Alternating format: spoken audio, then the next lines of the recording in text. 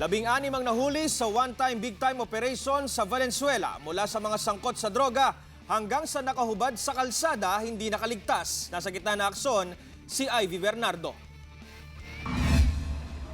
Arestado sa ikinasang one-time big-time operation sa magkakahiwalay na lugar sa Valenzuela City ang ilang wanted personalities at mga sangkot sa iligal na droga sa syudad. Sa Barangay Parada, 6 ang inaresto sa buy-bust. Nakuha sa kanilang 3 sachet ng hinihinalang shabu at mga drug paraphernalia. 2 naman ang inaresto sa bisa ng warrant of arrest kaugnay ng paglabag sa Comprehensive Dangerous Drugs Act. May mga nahuli rin dahil sa paglabag sa city ordinance gaya ng pagsusugal at walang damit pang itaas. Ba't ka ba dinampot?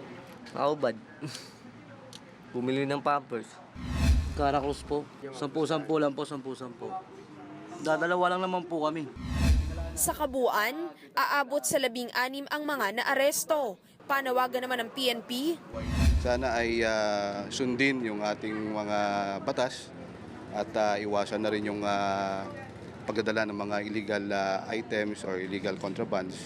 At yun nga, pagdating sa illegal drugs, iwasan natin at tayo ay pumunta na sa mga pinakamalapit na police station kung tayo ay nasa listahan ng ating watch list. Umaaksyon, Ivy Bernardo, News 5.